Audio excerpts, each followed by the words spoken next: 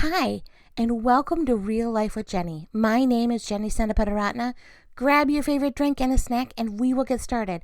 Today I've got my old standby tea, right? It's the toasted coconut almond bark black tea, and I am trying a new cookie. It is a dark chocolate peppermint cookie thin, and I figure if the word thin is in the title, we are all good. So let's get real. Today I want to talk about something that's really near and dear to my heart. I'm going to talk about my maternal grandmother.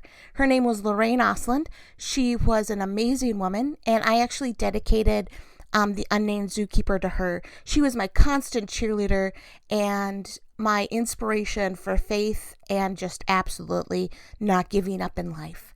So I want to talk a little bit about her and why she's inspired me. So I hope you can hang in and we'll get through this. So my grandmother was 5'9" at her height when she was her tallest. And when she died, she was, I believe, under 5 feet. I know she was down at my shoulders and I'm about 5'4". So she was 92 pounds and she was a Spitfire. She never gave up. She walked with a walker probably for 20 years of her life with osteoporosis, and she had a really bad heart. And many times in the hospital for that heart, oh my goodness, the times that we drove quickly to the hospital to see her and be there with her and slept in chairs. So, the memories come flooding back. But she never stopped. I remember the last probably 5 years of her life, I would say, Grandma, would you just stop and I'll do it for you? And she's like, nope, if I stop, I won't start again. So I refused to stop. So she was always going. She would even dust at the end. Like she'd get one of those like feather dusters and like just walk around the room, and it would take her a really long time. And it was, she didn't always remember what she was doing, but she never stopped. To the day that she died, she had her brother who lived down the street, her younger brother, come, and they did crossword puzzles together every morning.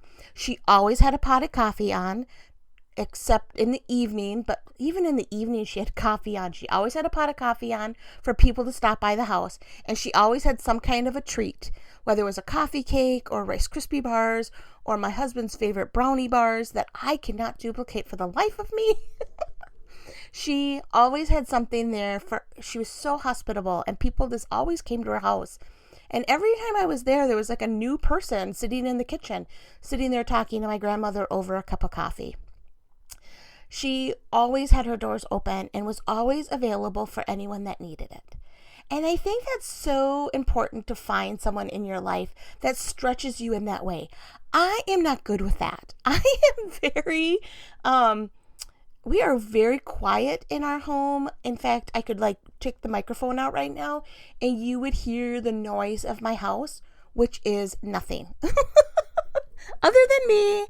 And everybody is in the house. The dog, the child, and my husband are all here and in a very small home. And we just have a very quiet home. Not a lot of people come over. Maybe because I don't invite people because it makes me super nervous and I don't have the gift of hospitality my grandmother had. I don't know. But she was always open to having people in her lives that she could just be with. She never gave a lot of advice. She never did a lot of leading. She always just sat and listened. And I think that's something we've lost. We have lost the ability to not have to be heard, right? We have lost the ability to just sit and listen to other people and what's going on in their lives. We always have to give them advice and be, let me hear what I have to say. Here's my opinion. My grandmother would share her opinion. And when she did, back up,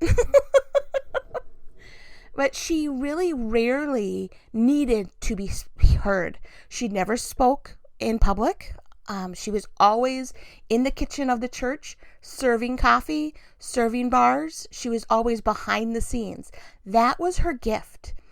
And she was one of the best grandmothers I think any human being could ever have. She was a constant Jenny cheerleader. I could do no wrong. And when I did, she told me. And you took note, because it was very rare when she said, "Hey Jen, get your life together." She never called me Jen, but it was always Tweety. That was my name. I have no idea why. Who knows? Like, you get these weird nicknames. She called me Tweety, and that's what I was. So, I don't know. It's really weird. Now I'm kind of going, oh, maybe I should have asked a question about that, but I didn't. So here we are. She was a constant teacher for me and constantly showing me how to do things. She never made dinner and didn't have me going, "No, Jenny, watch what I'm doing." Every meal, every treat, everything she did that I was in her presence, she was teaching me. And I think that is so neat. I think so often we just go through life and we don't take the time to teach the people around us. Not that she was like, "Hey, get over here and learn from me." It was, "See what I'm doing? Do you understand what I'm doing?" And taking the time to show me what it was like to make gravy. It wasn't like, oh, this is like she just made gravy and I was watching. She'd say, "Hey, do you understand why I did this?" And I'd go, "I don't." And she'd go, "Okay, let me explain to you why I make gravy this way." I mean, it was never like a, "Hey, Jenny, sit down and take notes." It was, "This is what I'm doing. Ask questions, Jenny. Get involved." And I love that form of teaching. And that's kind of what I try to do with my daughter. Although she rarely cares about some of the stuff that I do. But that's where we are in life. We have a teenager, right? It's okay. But I've always tried to say, "Hey, do you understand what I'm doing? Do you, instead of saying, 'Now, here's what you do,' just kind of asking questions." And so for me, when I was growing up, I knew that my grandmother always had my back. And so when I met Kevin, my grandmother and my grandfather both met Kevin before we were married. And they fell in love with him. They thought he was the best thing that had ever come into my life.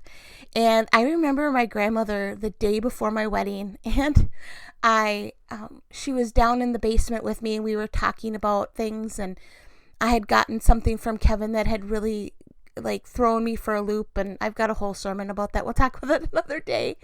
And my grandmother was like, "He's a good man, and he loves you, and you are going to be happy." And just really gave me some solid advice. Like, it's okay. It's not going to be perfect. You are going to argue. Life is not always going to be easy, but this is good. And God brought him to you, Jenny.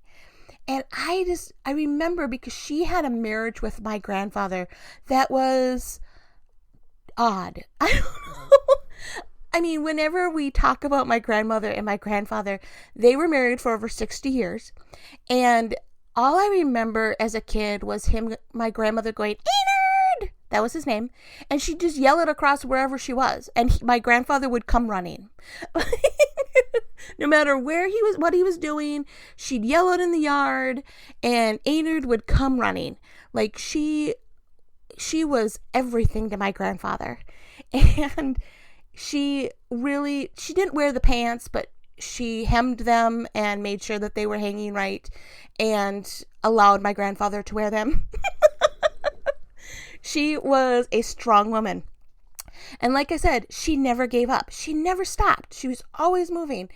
And so when she passed away, I inherited, because my mom's an only child. And so when I had Samantha, my grandmother probably was the happiest of anybody in my life. I think she was happier than I was. And I remember her saying, "Jenny, your one child is a gift." And she never put any pressure on me to have more. She never said, "Oh, Jenny, this is it. You're going to have a ton more." She was like, "You have one child. This is so amazing. And it's so good that you got this one, because this one's perfect." And it was always in her mind expected that I would have this one child, because it had been a long time since I had, 10 years before I got Samantha. So my grandmother was just like, "Just be content with what you have." She wanted more children and wasn't able to have more children because her pelvic bone was broken when my mom was born. And so she only had one child and really found contentment in that, and really was like, "Jenny, it's okay to be content in this situation." And so when she passed away, There's not a lot of us. There was only my mother and my brother and sister and I that inherit everything that my grandmother and grandfather had, which seemed to be a lot. Not a lot of money, a lot of stuff, like lots and lots of stuff. What I did learn is my grandmother threw nothing away, ever. She kept everything, which, I'm very opposite of that. I am like, ooh, nice, that's beautiful. Okay, now it can go. But when she passed away, I was the lucky one to get all of her recipes. My mom doesn't like to cook. My sister likes to make up her own recipes. Please don't tell her what to do. And my brother was single and did not care. So I got all of her recipes. And I am telling you right now, I got her recipes and all of her cookbooks, and it would blow you away how many single recipes I have. I had to get rid of a lot of them. I had 2 giant totes full of single recipes, not full of cookbooks, of 3x5 cards of recipes or recipes she had cut out. And yes, I have gone through every single one of them and have organized them all, and it is crazy. If you need any Jell-O salads, please email me. I've got more Jell-O salads recipes, and I hate Jell-O salads. I have more recipes for Jell-O salads than any human being should ever know. And I have more pies and cookies, and she wasn't a big cook. She loved to bake.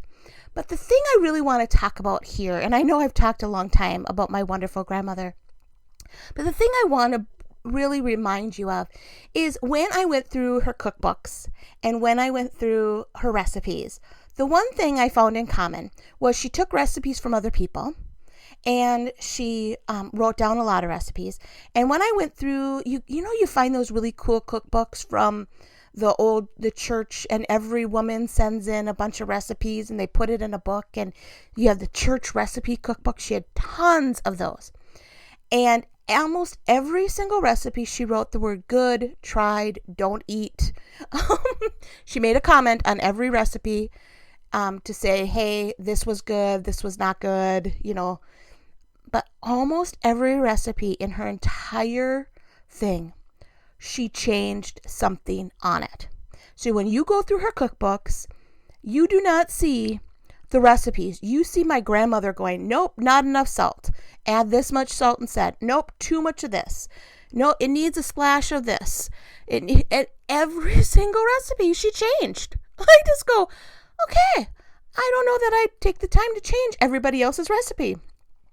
But I think that's something that we do not do often enough in life. So often we get the recipe card and we just follow it. And we do not take time to make it to our own specifications. We do not take the time to go, oh, you know what? My family, we're not big onion people, so I leave out the onions in most recipes. They're great, but we don't enjoy them, so I take them out. I know every recipe calls for them. My grandmother would scratch it out and put something else in. And so often in life, we are just going through life and following the recipe and not seeing what we could do to make it better for ourselves or the people around us or our relationship with God. We so often just go, here's the recipe someone's given me 14 years ago and how I follow God, and I'm not going to leave this recipe. And God is saying, hey, put a little bit more spice into this. Let's do something different. Let's be different, right? We do not go off script. And my grandmother, a little spitfire that she was, always went off script. Never followed a recipe. She had them. They were all over everywhere. They were on every cupboard. They were in every nook and cranny in her kitchen. But she never followed the recipe to the T because she knew what tasted best and was always trying new things. And that's what God's calling me to do these last couple months is, for me, honestly, my prayer life has been something that I really, really enjoy. but he is asking me to do something bigger, to ask for something bigger. I talked last time about the wish list that we give God, and we can so often say, Lord, bless this person, bless that person. Lord, I need your help here. I need your help there. And I feel like God is calling me to make a big ask. Ask for something big. Ask for something that only he can do. And watch and see what he can do. And that is way outside my comfort zone. I am much more of a, Lord, I really need jelly beans. Is there any way you could help me find some? Small miracle, right? I'm not a, Lord, we need money for this. Would you help me find that money? That is a hard thing for me to do, ask for a big miracle, ask for a big healing for someone. It's easier for me to do it for someone else's life. Like, I could pray healing in other people's lives, emotionally, financially, spiritually, physically, but asking for myself and my family is something I really struggle with. It's something that I will ask God for daily small things, but asking for big miracles is really hard for me. And so God is challenging me to change my recipe card and add something new to it and say, Lord, this month, and that's what I've been doing. I've been doing it month by month, asking him for a big, quote unquote, you can't see my air quotes. All of a sudden I'm like, wait, they can't see my air quotes. Quote unquote, big miracle for me. So I prayed for a specific number of books to be sold in the month of February, which would be a huge ask for me. It was a bigger number than I would have ever come up with, because I'd be happy if like 2 books sold. I mean, like, woo, yeah. And I asked God for a big number and just prayed it once or twice a week. I didn't like constantly think about it because, I've already talked about that would be too stressful to me. I wrote it down so I'd see it around the house and just went, okay. And I prayed for that number. And honestly, I don't know whether I met that number or not. To be fair, I have no idea because Amazon doesn't tell you their numbers till like 6 months later. Who knows? But I know that it's gone well. And this month, I am praying for something that's really big and really hard I'm like, okay, Lord, this is way too big for me to ask. But I think that so often in life I'm going to say it again, with our spiritual lives, we follow the recipe card we were given. We do not go off script. And I'm going to challenge you this week. I want you to think about what you could do in your prayer life, in your walk, just daily walk, in your friendships, that is maybe a little spice. Changing and tweaking that recipe and see what kind of adventure you could go on. You know what? It may not always work because there were a lot of recipe cards that she'd have to scratch it out 2 or 3 times. And I'm like, okay, I'm not really sure what the amount of salt is here because it's been scratched out 4 times. But try it. Try the recipe. See, Lord, hey, I'm going to try something new. I'm going to read a different book of the Bible I'm not comfortable with. I'm going to go talk to someone about what I'm struggling with. I'm going to be more vulnerable. I'm going to ask the Lord for something bigger. Let's use our imagination. Let's see what God could do if we're willing to tweak the recipe that we've been using for years, just like my grandmother did. Always try new things. Let's see if that makes a difference. For me, it has. For me, it's been really hard and really stretching. And we'll see what God does. But why not ask? Why not ask for something big? Why not make some changes and see if we could get a little more excitement out of life? Well, that's all I have for today. I hope that it was encouraging to you. Go give your grandmother a hug if she's still alive. I know I would love to hug her one more time and say, you know what, Grandma, you are amazing and thank you for your inspiration. So give the ones that you love a hug. Find us at Real Life with Jenny on Instagram and Facebook and MeWe. You can find us at christconnection.cc/Jen. And you could find The Unnamed Zookeeper, which is dedicated to my wonderful grandmother, on Amazon, Lulu, and Barnes & Noble. Love all of you.